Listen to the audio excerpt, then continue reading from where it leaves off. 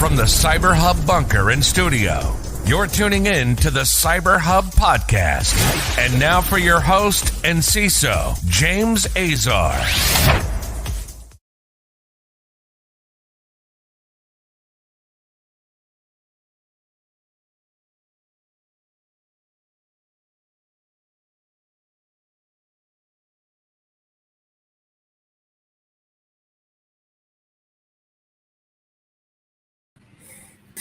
Good morning, party people. Sorry, we're having a bit of a technical difficulties here today. We keep getting kicked out. There could be a StreamYard issue, so I do apologize. We're going to try to get through today's show. Yesterday we had difficulties. We had to do this in audio, and so I'm hoping today I'll still be able to give it to you in full video as we get through today's show. Welcome. It's Tuesday, March 29th, 2022. A lot going on in the world of cyber. It's a patch kind of day.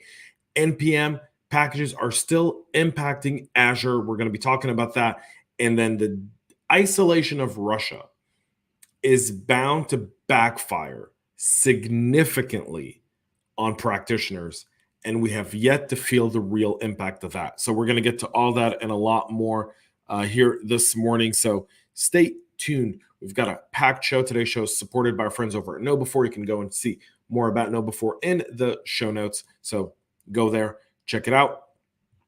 Some of your comments. Good morning to Chris Frazier. David, good morning. Good morning to Jeremiah. Good morning to Anna Lynn, and many others on LinkedIn.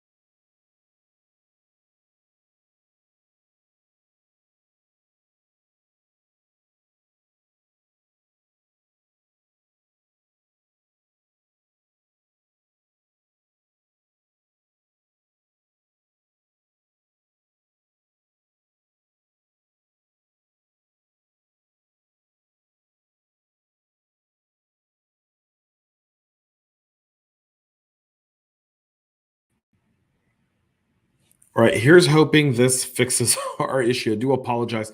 The stream keeps going back and forth. Let's get into today's show.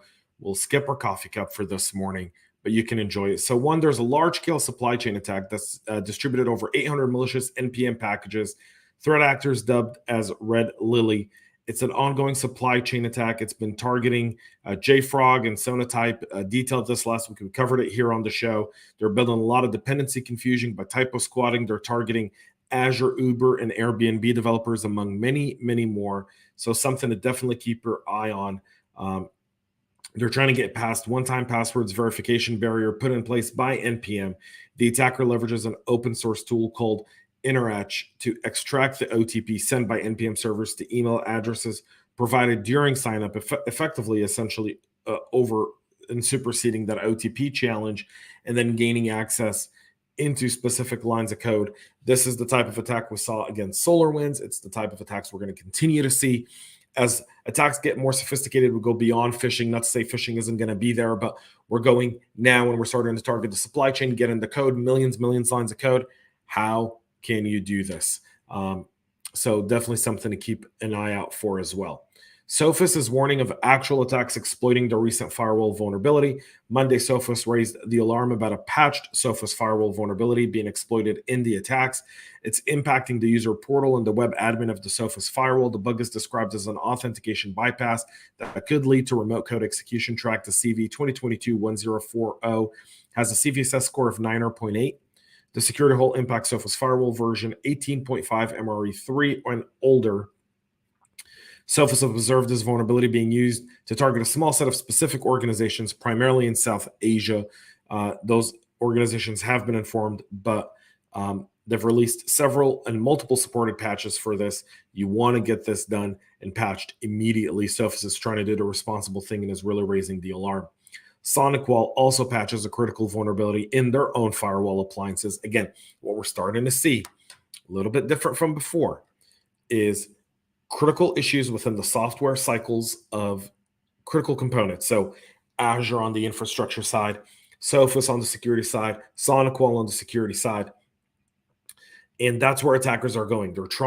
They're hitting the weakness within what we consider to be our strength, with what we blindly trust. And this is where the term zero trust really comes into play. We can't just blindly trust a firewall that's in our environment. We can't do it. It's not realistic. It's not real to us, folks. And so Sonicwall has released a bunch of patches for a critical severity vulnerability on their web management interface of multiple different firewall appliances. CVE 2022-22274 has a CVSS score of 9.4. The security flaw is a stack-based buffer overflow bug. It impacts the Sonic OS, which is, again, significant. Again, this is a O.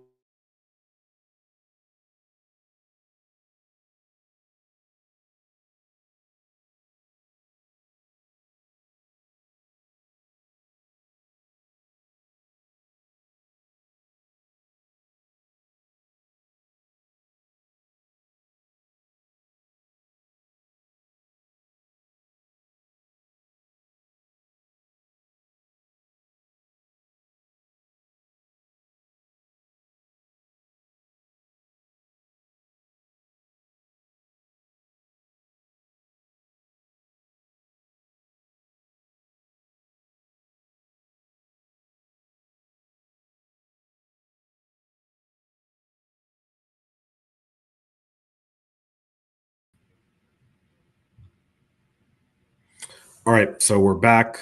Sorry about that. Again, Sonicwall, it's an OS bug. We're seeing these come again and again and again. This is an issue. Because of the issue, a remote unauthenticated attacker can send a crafted HTTP request to cause a denial of service condition, probably what I'm going through right now. The vulnerability impacts over 30 Sonicwall appliances running software version 7.0.1-5050 and older, 7.0.1 Romeo 579er and older, and 6.5.4.4-447-21-1452 and earlier. Sonicwall has addressed all of this with the upgrade, and they're asking everyone to do so as well. Now let's talk about the Russian isolation here before we end today's show. A few things. One, Russia's facing internet outages due to equipment shortages. This is, again, significant.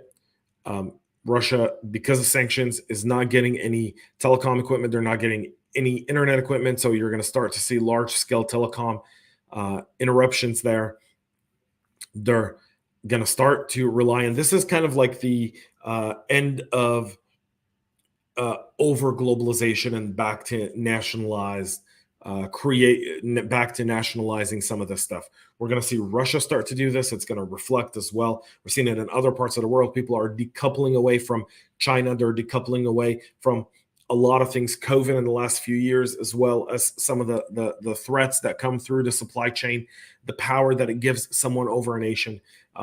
Russia's going to do the same. Now, where's that going to impact us? One, Russia's going to be out to get IP for this. So if you're in the business of creating telecom equipment, data center equipment, and you're one of the architects, engineering firms, you're about to get targeted. You're about to see more Russian activity as they try to shorten their R&D development, get some plans, make small edits to them, then go and produce them.